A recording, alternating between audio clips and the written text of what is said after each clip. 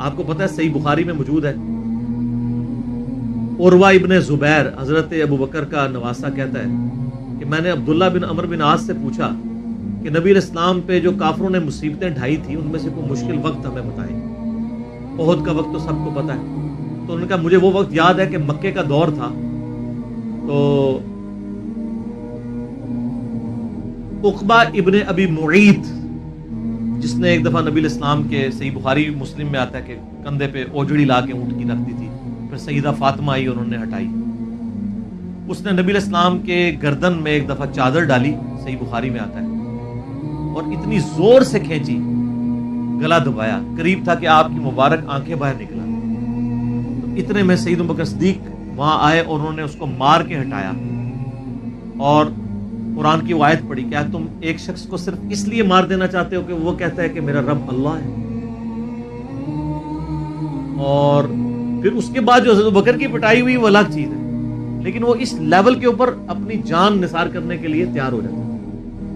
غزوہ احد کے موقع پر صحیح بخاری میں آتا ہے کہ 12 بندے صرف نبی صلی اللہ علیہ وسلم کے ساتھ رہ گئے تھے 700 میں سے، اور ان 12 میں حضرت ابوبکر بھی شامل تھے، حضرت علی بھی تھے، حضرت عمر بھی تھے۔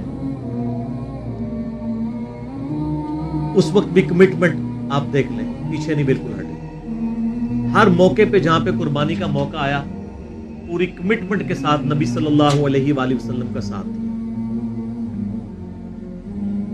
حضرت عمر بن عاص کہتے ہیں بخاری اور مسلم دونوں میں، نبی علیہ السلام نے مجھے ایک لشکر روانہ کیا تو اس لشکر کا امیر بنایا، تو مجھے یہ زوم ہوا کہ میں حضور کا بڑا لاڈلا ہوں، تو میں نے کہا یا رسول اللہ صلی اللہ علیہ وسلم آپ کو لوگوں میں سب سے بڑھ کے محبوب کون ہے؟ تو فرمایا عائشہ سلام اللہ علیہ۔ تو میں نے کہا نہیں یا رسول اللہ میں مردوں میں پوچھ رہا ہوں، تو کہا اس کا باپ ابو بکر، پوچھا اس کے بعد کہا عمر، اور پھر کہتے ہیں میں حضور سے پوچھتا گیا، آپ نام لیتے کہ میرا نام کوئی نہیں لیا، پھر میں خاموش ہو گیا کہیں میں ان بندوں میں شامل ہی نہ ہوں۔ صحیح بخاری میں آتا ہے عبداللہ بن عمر رضی اللہ تعالیٰ عنہما کہتے ہیں کہ ہم نبی علیہ السلام کی موجودگی میں یہ کہا کرتے تھے کہ رسول اللہ صلی اللہ علیہ وآلہ وسلم کے بعد سب سے افضل ابو بکر ہیں، اور پھر عمر ہے، اور پھر عثمان ہے، اور اس کے بعد ہم صحابہ میں تفریق نہیں کیا کرتے تھے کہ کون کس سے اوپر ہے، ان تینوں کے بعد۔ لیکن یہاں پہ میں ایک ٹیکنیکل مسئلہ آپ کو بتا دوں کہ جب کبھی بھی صحابہ میں فضیلت کی بات ہو رہی ہوتی ہے نا، تو وہ ایکسکلوڈنگ اہل بیت ہوتا ہے، کیونکہ صحابہ کرام بھی اہل بیت کو ایک الگ سے آئیڈینٹی تصور کرتے تھے، اور محدثین بھی، ورنہ تو ظاہر ہے کہ صحیح بخاری میں ہے، مسلم میں بھی، کہ فاطمہ میرے جگر کا ٹکڑا ہے، جس نے فاطمہ کو تکلیف دی اس نے مجھے تکلیف دی۔ سیدنا ابو بکر بھی کبھی یہ جرت نہیں کریں گے کہ کہیں کہ میں رسول اللہ کو فاطمہ سے بڑھ کے محبوب ہوں، کبھی بھی نہیں یہ جرت کریں گے۔ اس کے الٹ آپ کو حدیثیں بخاری مسلم میں مل جائیں گی، وہ ٹاپک الگ ہے۔ میں آپ کو ایک شرعی مسئلہ سمجھا رہا ہوں، محدثین کے ہاں، صحابہ کے ہاں جب کبھی بھی صحابہ کی فضیلت کی بات ہو رہی ہوتی ہے تو وہ ادر دین اہل بیت ہوتا ہے، یعنی اگر یہ فضیلت کی بات ہو رہی ہے تو اس میں حضرت فاطمہ، حسن و حسین، حضرت علی شامل نہیں ہے، وہ ہاں وہ الگ سے ہیں، وہ کیٹیگری الگ ہے، وہ اہل بیت کی کیٹیگری میں فال کرتی ہے، اور یہ اہل بیت کی کیٹیگری اتنی سٹرونگ ہے، آپ حدیث کی کتابوں میں دیکھیں گے کہ صحابہ کرام کے فضائل پہ چیپٹر الگ ہے، اہل بیت پہ الگ ہے، اور امہات المومنین پہ الگ ہے۔ ایون امہات المومنین کو بھی اہل بیت سے الگ سے ذکر کیا جاتا ہے۔ اہل بیت کی ٹرم جو محدثین کے ہاں مانی جاتی ہے، اگرچہ امہات المومنین بھی اہل بیت ہے، لیکن وہ اسپیسیفکلی سیدنا علی، حسن حسین اور سیدہ فاطمہ کے لیے، تو یہ میں آپ کو کیٹیگری بتا دوں۔ تو بہرحال یہ خود مولا علی علیہ السلام کے بارے میں صحیح بخاری میں آتا ہے، محمد ابن حنفیہ نامی ایک عورت سے حضرت علی کا بیٹا تھا، اس کا نام تھا محمد۔ حضرت فاطمہ کی زندگی میں تو حضرت علی نے دوسری شادی نہیں کی، وہ صحیح بخاری مسلم میں آتا ہے، نبی علیہ السلام نے ان کو منع کیا تھا، یہ ان کی خصوصیت ہے۔ بعد میں انہوں نے کچھ شادیاں کی، اس سے بھی اولاد ہوئی، جس میں حضرت سیدہ حنفیہ نامی ایک عورت تھی، ان سے ایک بیٹا تھا محمد ابن حنفیہ۔ صحیح بخاری میں آتا ہے حضرت ابوبکر کے فضائل کے چیپٹر میں کہ محمد ابن حنفیہ کہتا ہے کہ میں نے اپنے والد علی ابن ابی طالب سے پوچھا، ابا جان بتائیں رسول اللہ کے بعد اس امت میں سب سے افضل کون ہے؟ تو انہوں نے کہا ابوبکر۔ تو میں نے پوچھا اس کے بعد؟ فرمایا عمر۔ اور ان کا میں تیسری دفعہ میں نے سوچا کہ میں اگر پوچھا تو یہ عثمان کا نام لیں گے، تو میں نے کہا اس کے بعد تو آپ کا ہی نمبر ہوگا۔ لیکن وہ تو علی تھے نا، تو انہوں نے کہا کہ میں تو عام مسلمانوں میں سے ایک مسلم ہوں۔ وَمَنْ أَحْسَنُ قَوْلًا مِّمَّنْ دَعَا إِلَى اللَّهِ وَعَمِلَ صَالِحًا وَقَالَ إِنَّنِي مِنَ الْمُسْلِمِينَ۔ اس سے بڑھ کر کس کی بات ہو سکتی ہے جو لوگوں کو اللہ کی طرف بلائے، خود بھی نیک اعمال کرے اور پھر بھی کہ میں عام مسلمانوں سے ایک مسلمان ہوں، میں بھی مسلمان ہی ہوں، بہت بڑا پیر فقیر یا کوئی اپنے آپ کو ایکسٹراڈنری نہ ماننا شروع کر دیں۔ اس حدیث میں بھی سیدنا ابو بکر صدیق رضی اللہ تعالیٰ عنہ کی فضیلت کو خود مولا علی نے بیان کیا۔ پھر بخاری مسلم میں وہ جو حدیث ہے سقیفہ بنی ساعدہ والی جو اختلاف ہوا تھا، اس میں آپ کو پتا ہے سیدنا علی نے بیعت نہیں کی تھی حضرت ابو بکر کی 6 مہینے تک، بخاری مسلم دونوں میں آتا ہے۔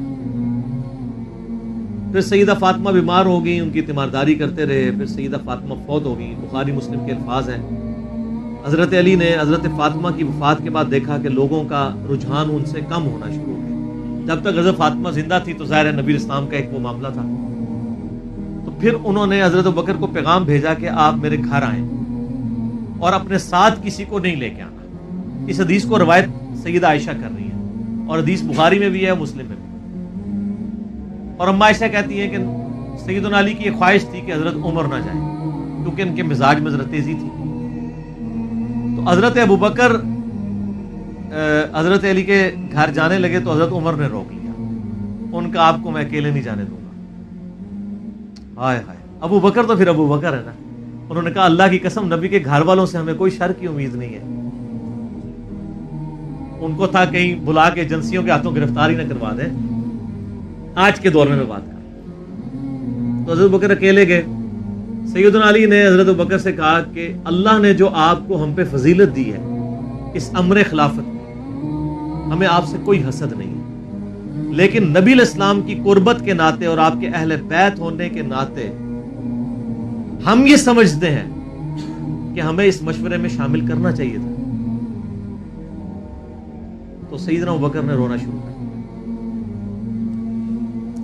رونے کا مطلب یہ تھا کہ انہوں نے اس چیز کو ایکسیپٹ کیا کہ یہ ٹیکنیکلی مسئلہ مس ہینڈل ہوا ہے، لیکن وہ کیوں ہوا وہ میں نے پورا 3 گھنٹے کا لیکچر ریکارڈ کروایا۔ مسئلہ 55B، وصی رسول کون ہے اور حدیث قرطاس کا تحقیقی جائزہ۔ جب رونا شروع کیا تو سیدنا علی نے کہا کہ بس اب میں آپ کی اعلانیہ بیعت کروں گا، یہ ہے للہیت، ورنہ وہ کہتے کہ ابوبکر میں بیعت کرتا ہوں باہر جا کے بتا دینا، یہ کام ہوتا تو اکڑ والا ہوتا، لیکن وہ تو علی تھے، اکڑ تو دور دور تک نہیں تھی، زہد تھا، عاجزی تھی، اللہ کا تعارف تھا۔ کہا میں اعلانیہ بیعت کروں گا آپ کی۔ آج کے ہوتے تو کہتے جی باہر جا کے آپ بتا دیں، میں ایک ٹویٹ کر دوں گا پیچھے سے کہ بس ہو گئی ہے ہمارا آپس میں۔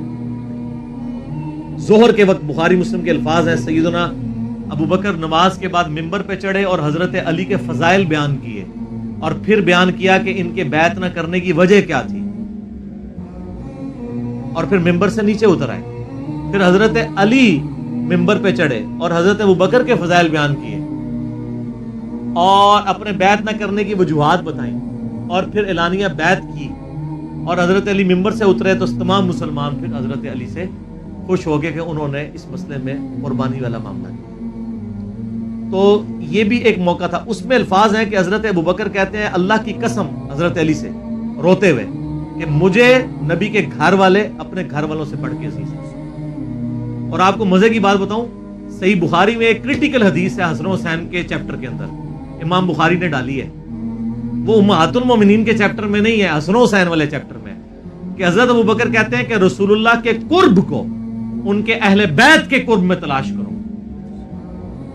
کون کہہ رہے ہیں؟ حضرت ابوبکر۔ اور اہل بیت سے مراد کون؟ سیدنا حسن حسین، کیونکہ امام بخاری نے اس حدیث کو حضرت ابوبکر کے قول کو حضرت حسن حسین والے چیپٹر میں لیا کہ محمد صلی اللہ علیہ وآلہ وسلم کی قربت کو ان کے اہل بیت کی قربت میں تلاش کرو۔ تو سیدنا ابوبکر صدیق رضی اللہ تعالیٰ عنہ کو نبی الاسلام سے نسبت رکھنے والی ہر چیز بڑی بڑھ کر محبوب تھی، چاہے وہ آپ کے اہل بیت ہوں یا آپ صلی اللہ علیہ وآلہ وسلم کی قریبی کو رشتہ دار ہوں، ہر معاملے میں۔ اس لیے آپ دیکھیں نا، کمپرومائز آپ کو کہیں نظر نہیں آتا۔ سر بخاری میں آتا ہے کہ صلح حدیبیہ کے موقع پر حضرت عمر سے بھی تھوڑی سی مس ہینڈلنگ ہو گئی تھی، یا رسول اللہ ہم کیا حق پہ نہیں ہیں، پھر دب کے کیوں صلح کر رہے ہیں؟ حضور نے فرمایا کہ میں اللہ کا پیغمبر ہوں۔ پھر بھی تسلی نہیں ہوئی، حضرت ابوبکر کے پاس آئے، پھر حضرت ابوبکر نے ڈانٹا کہ عمر وہ اللہ کے پیغمبر ہے۔ اور حضرت عمر کہتے ہیں مجھے پوری زندگی اس چیز کا غم رہے گا کہ میں نے بڑی جرأت دکھائی۔ الٹیمیٹلی ثابت ہوا کہ صلح حدیبیہ والا جو معاملہ تھا وہ مسلمانوں کے حق میں شامل ہوا، لیکن حضرت ابوبکر کا آپ ایمان کا لیول دیکھیں کہ وہ سرکمسٹانسز پہ نہیں جاتے تھے، وہ کہتے تھے اللہ کے پیغمبر نے فیصلہ کیا الٹیمیٹلی اسی میں خیر ہوگی۔ ان کا ایمان اس لیول کا تھا کہ وہ عقلی دلائل کو بعد میں رکھتے تھے، اور وہاں پہ بھی آپ کو نظر آیا ہے، اور انہوں نے حضرت عمر کو کہا کہ عمر وہ اللہ کے پیغمبر ہیں، جو فیصلہ کر رہے ہیں وہ ٹھیک ہے۔ اسی لیے ہر مسئلے میں آپ کو احتیاط کا پہلو نظر آتا ہے۔ پھر بخاری میں آتا ہے جب مرتدین زکوٰۃ تھے، حضرت عمر جیسے لوگ بھی کہہ رہے تھے اتنے مازوں پہ آپ جنگ نہ کھولیں، پہلے کچھ قبائل مرتد ہو گئے ہیں، رومن امپائر چڑھی دوڑی ہے، پرشین امپائر کے ساتھ ہم نے سارے معاملات شروع کیے ہوئے ہیں، اتنے مازوں پہ ہم کیسے لڑیں گے؟ تو سیدنا ابوبکر نے کیا کہا تھا؟ اللہ کی قسم کو رسول اللہ کے زمانے میں جانور دیتا تھا اور اس کے ساتھ ایک رسی بھی دیتا تھا، اور اب نہیں دے گا نا میں اس کے خلاف بھی قتال کروں گا، اکیلا مجھے کرنا پڑے۔ جس طرح نماز اللہ کا حق ہے، اسی طریقے سے زکوٰۃ بھی اللہ کا حق ہے۔ جو نماز اور زکوٰۃ میں فرق کرے گا میں اس کے خلاف قتال کروں گا۔ وہ ریٹ آف دی گورنمنٹ کو چیلنج کر رہا ہے۔ حضرت عمر کے الفاظ ہیں بخاری میں کہ اللہ تعالیٰ نے ابوبکر کا سینہ کھول دیا تھا اس مسئلے میں، اور ابوبکر کی باتیں سن کے ہمارا سینہ بھی کھل گیا، حالانکہ پورے صحابہ ایک طرف کھڑے تھے، ابوبکر ایک طرف کھڑے ہوئے تھے۔ ان کی جو نبی علیہ السلام سے کمٹمنٹ تھی نا وہ ان کو ہٹنے نہیں دیتی تھی۔ صحیح بخاری میں آتا ہے، آپ کو پتہ ہے لشکر اسامہ کے اوپر بڑے بڑے صحابہ نے اعتراض کیا کہ یہ اسامہ تو کل کا بچہ ہے، 15-16 سال کا، اتنے سینئر صحابہ اس کے انڈر لگا دیے ہیں۔ نبی علیہ السلام نے وفات کی وصیت کی تھی کہ لشکر اسامہ بھیجنا ہے، اور رومن امپائر، کیونکہ انہی کے باپ شہید ہوئے تھے نا، زید ابن حارثہ غزوہ موتا کے اندر۔ اب جب وفات نبی علیہ السلام کی وفات ہوئی تو پھر لوگوں کو آ کے لوگ مشورے دے رہے ہیں حضرت ابوبکر کو کہ اب تو آپ نے ڈیسیژن کرنا ہے تو اسامہ کو چینج کر دیں۔ ہائے ہائے، انہوں نے کہا میں اسامہ کو، جس کو نبی علیہ السلام نے امیر مقرر کیا، میں اس کو چینج کروں؟ یہ ہو بھی نہیں سکتا۔ یہ ان کی کمٹمنٹ کا لیول تھا۔ تراویح کی جماعت نہیں شروع کرائی، سر کمٹمنٹ کا لیول دیکھیں۔ نبی علیہ السلام نے نہیں کرائی، میں نے بھی نہیں کرانی۔ حضرت عمر نے بھی 3 سال نہیں کی، بعد میں کروائی، لیکن اس میں ساتھ ہی انہوں نے، صحیح بخاری میں موجود ہے کہ اس سے افضل یہ ہے کہ جو رات کے آخری پہر میں اٹھ کے کوئی گھر میں نماز پڑھ دے، یہ صرف جواز کیا تک۔ لیکن حضرت ابوبکر کی اطاعت کا لیول آپ دیکھیں، انہوں نے تراویح کی جماعت بھی نہیں شروع کروائی کہ نبی علیہ السلام نے نہیں کروائی، میں کیوں کرواؤں؟ بخاری میں الفاظ ہیں، اما عائشہ کہتی ہیں نبی علیہ السلام نے جب وہ ڈانٹ دیا تھا نا اور کہا تھا گھروں میں نماز پڑھو، تو معاملہ اسی طرح ہی رہا۔ پھر حضرت ابوبکر نے بھی پوری زندگی کسی کو تراویح پہ نہیں ابھارا، سب لوگ اپنی اپنی پڑھتے تھے۔ حضرت عمر کے بھی 3 سال گزرے۔ میں آپ کو یہ بتانا چاہ رہا ہوں کہ حضرت ابوبکر کسی معاملے میں رسول اللہ صلی اللہ علیہ وسلم کو کراس نہیں کرتے تھے۔ میری اپنی زندگی کا نچوڑ ہے، آپ اختلاف بھی کر سکتے ہیں۔ میں نے علمی دلائل کے ساتھ یہ چیز لرن کی ہے کہ خلفائے راشدین میں 2 بندے ایسے ہیں جنہوں نے کسی جگہ ایک رتی برابر بھی رسول اللہ صلی اللہ علیہ وسلم سے ہٹنے کی کوشش نہیں کی ہے۔ ایک حضرت ابوبکر اور دوسرے حضرت علی۔ حضرت عمر اور عثمان کی زندگی میں آپ کو کئی واقعات ایسے ملیں گے کہ انہوں نے اجتہاداً کچھ ایسے کام کیے ہیں جو بعد میں ان کو ریورس کرنے پڑے ہیں، انہوں نے اپنے اجتہاد سے کیے، ان کا معاملہ اللہ کے سپرد۔ لیکن حضرت ابوبکر اور حضرت علی جو تھے، یہ 2 پرسنالٹیز ایسی تھیں کہ ان میں جو سنت کو فالو کرنے کی کمٹمنٹ تھی نا، وہ ایسی تھی کہ وہ اپنی عقل کو دوسرے نمبر پہ رکھتے تھے۔ ابو داؤد میں حدیث نہیں ہے، حضرت علی کہتے ہیں اگر عقل پہ ہی جانا ہوتا نا تو میں پاؤں کے نیچے کا مسا رکھتا موزوں پہ، کیونکہ وہ گندا تو وہ ہوتا ہے ایسا، لیکن سنت کہتی ہے اوپر، کہتا اوپر پہ حج تمتع۔ ایون صحیح بخاری میں آتا ہے جب قرآن جمع کرنے کی باری آئی تو کس نے مخالفت کی؟ حضرت ابوبکر نے۔ میں وہ کام کیوں کروں جو رسول اللہ نے نہیں کیا؟ پھر صحابہ سے ڈیبیٹ ہوئی، الٹیمیٹلی حضرت ابوبکر صدیق قائل ہوئے۔ ان کا پہلا جواب ہمیشہ ہوتا تھا نا، نبی نے نہیں کیا، نہیں کرنا۔ اب میرے ساتھ بحث کرو، قائل ہوں گا اور دیکھوں گا کیا رسول اللہ کی منشا اس میں شامل تھی تو میں ایگری کروں گا، ادروائز نہیں۔ اسی وجہ سے حج تمتع پہ پابندی نہیں لگائی، حضرت عمر نے لگائی، بعد میں ریورس کرنی پڑی، حضرت عثمان نے بھی لگائی، پھر ریورس کرنی پڑی، صحیح بخاری میں آتا ہے حضرت علی نے مخالفت کی۔ لیکن حضرت ابوبکر کی زندگی میں آپ کو سنت کے ساتھ کمٹمنٹ کا یہ لیول ملے گا، کبھی ان کو کوئی ڈیسیژن ریورس نہیں کرنا پڑا۔ ان کی نبی علیہ السلام کے ساتھ جو عقیدت تھی نا، اور ہر معاملے میں، حتیٰ کہ صحیح بخاری اور مسلم میں آتا ہے، اور نبی علیہ السلام کا کیا ریگارڈ ہے، بخاری مسلم دونوں میں آتا ہے کہ نبی صلی اللہ علیہ وآلہ وسلم نے یعنی بیماری کے دن تھے آپ کے. آپ نے فرمایا کہ ابو بکر کو میری جگہ نماز پڑھائے. تو حضرت عائشہ کہتی ہیں کہ میں نے کہا یا رسول اللہ صلی اللہ علیہ وسلم میرے باپ جو ہیں رقیق القلب ہیں, آپ کی جگہ مصلی پہ کھڑے ہوں گے نا وہ برداشت نہیں کر سکیں گے کہ یہ دن بھی دیکھنا پڑا کہ اللہ کے نبی مصلی پہ نہیں آئے اور میں ان کی جگہ کھڑا ہوں, تو نماز نہیں پڑھا پائیں گے. آپ فرمایا لا ابو بکر کو کہو کہ نماز پڑھائے. پھر انہوں نے ریکویسٹ کی, نبی علیہ السلام اتنے غصے میں آئے. بخاری اور مسلم کے الفاظ ہیں, آپ نے فرمایا تم تو یوسف والیاں ہو. اوئے ہوئے ہوئے, یوسف کو کس نے تنگ کیا تھا؟ زلیخا اور باقی عورتوں نے. کتنی نٹوریس مثال تھی اگر آپ کمپیئر کرنا شروع کریں, بالکل 100% بٹھائیں تو. حضرت یوسف کو تنگ کیا نا, اپنی طرف مائل کرنا چاہتی تھی. یہاں پہ وہ والا نیگیٹو پہلو نہیں تھا, لیکن یہاں پہ نبی علیہ السلام نے اپنی بیویوں کو کیا کہا, تم بھی یوسف والیاں ہو. جس طرح ان عورتوں نے یوسف کو اپنی مرضی کے مطابق چلانے کی کوشش کی تھی, تو مجھے اپنی مرضی کے مطابق چلا رہی ہو. ابو بکر کو کہو کہ نماز پڑھے. اتنی کمٹمنٹ. انہوں نے نماز پڑھائی. صحیح بخاری میں آتا ہے, اما عائشہ کہتی ہیں حضور اپنی وفات کے دنوں میں کہتے تھے, عائشہ میرا ارادہ ہے میں تیرے بھائی عبد الرحمن بن ابی بکر اور تیرے باپ ابی قحافہ ان کی یعنی نیت تھی, اس کو بلاؤں اور ان کو میں لکھ دوں. مجھے خطرہ ہے کہ میرے بعد کوئی ڈیمانڈ کرے گا, لیکن اللہ اور میری امت ابو بکر کے علاوہ کسی کے لیے راضی نہیں ہوگی. یہ تو بعد میں پتہ چلا نبی علیہ السلام اشارتاً کیا بات کر رہے تھے, امر خلافت. اس حدیث کے تحت میں نے 55B مسئلے میں بتایا کہ نبی علیہ السلام اگر اپنی زندگی میں کسی کو خلیفہ نامزد کرتے تو حضرت بکر کو کر کے جاتے, کیونکہ نبی علیہ السلام بادشاہ نہیں تھے, اللہ کے پیغمبر تھے. آپ اپنے خاندان میں کبھی بھی یہ معاملہ نہیں کر سکتے, اور یہ بات صحابہ کرام کو پتہ تھی. لیکن جب اللہ نے آپ کو گارنٹی دی کہ اللہ اور میری امت ابو بکر کے علاوہ کسی پہ راضی نہیں ہوگی, تو پھر نبی علیہ السلام نے اس مسئلے کو ان اٹینڈڈ چھوڑ دیا. بخاری میں ہی آتا ہے, ایک عورت حضور کے پاس آئی اور کہا یا رسول اللہ آپ فوت ہو جائیں اور میں اس کے بعد آؤں اور آپ کو نہ پاؤں, تو فرمایا ابو بکر سے مل لینا میرے بعد. اشارے تو کافی آپ نے چھوڑے ہوئے تھے اس حوالے سے. صحیح بخاری مسلم میں حدیث ہے, نبی علیہ السلام ایک باغ میں بیٹھے تھے, ابو موسیٰ اشعری کہتے ہیں دروازے پہ دستک ہوئی, آپ نے فرمایا جو کوئی بھی ہے اسے جنت کی بشارت دے دو. کہا دروازہ کھولا سیدنا ابو بکر. میں نے کہا رسول اللہ صلی اللہ علیہ وسلم نے جنت کی بشارت دی ہے. تو انہوں نے کہا تکبیر بلند کی اور اللہ کا شکر ادا کیا, اللہ اکبر کبیرہ والحمدللہ کثیرہ. نبی علیہ السلام کنویں کی منڈیر پہ بیٹھے ہوئے تھے, آپ نے ابو بکر کو اپنے دائیں جانب بٹھا لیا, ٹانگیں لٹکا کے. وہ جو پرانے زمانے میں بڑے کنویں ہوتے تھے نا, وہ چھوٹی سی دیوار باہر نکلی ہوئی ہوتی ہے. پھر تھوڑی دیر بعد دستک ہوئی, آپ فرمایا اب بھی جو آتا ہے جنت کی بشارت دے دو.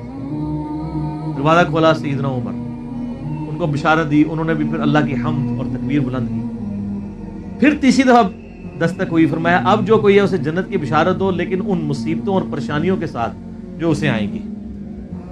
دروازہ کھولا تو سیدنا عثمان, انہوں نے اللہ کی حمد بیان کی اور کہا میں اللہ کی پناہ میں آتا ہوں ان فتنوں سے اور پریشانیوں سے جسے مجھے اس کا سامنا کرنا. حضرت عمر کو حضور نے بائیں جانب بٹھا لیا. اب دائیں اور بائیں جگہ ختم ہو گئی تھی, تو حضرت عثمان سامنے آ کے بیٹھ گئے. راوی کہتے ہیں کہ میں نے اس سے یہ رزلٹ نکالا ہے کہ ابو بکر و عمر رسول اللہ کے ساتھ دفن ہوں گے اور حضرت عثمان کی قبر رسول اللہ کے سامنے بنے.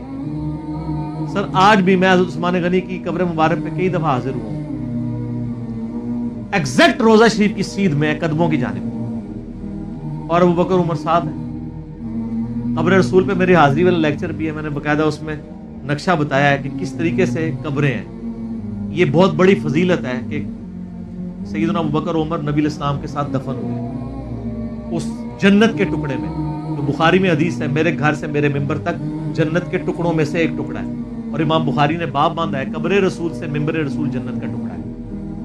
اسی جنت کے ٹکڑے میں سیدنا ابو بکر عمر کی قبر ہے نبی علیہ السلام کے ساتھ, اور الٹیمیٹلی سیدنا عیسیٰ ابن مریم کی قبر بھی وہاں پہ بنے گی. یہ قبریں اس طرح ہیں کہ نبی علیہ السلام کی قبر مبارک سب سے آگے ہے یوں, یعنی جب ہم حاضری دیتے ہیں تو قبلے کی رخ ہماری پیٹھ ہوتی ہے, تو روضہ شریف کی طرف ہمارا یعنی مبارک جالیوں کی طرف ہمارا رخ ہوتا ہے. تو سب سے آگے نبی علیہ السلام کی قبر ہے, نبی علیہ السلام کا جہاں پہ آپ سمجھ لیں سینے کا نچلا ناف والا حصہ بنتا ہے نا، وہاں حضرت ابوبکر کا سر ہے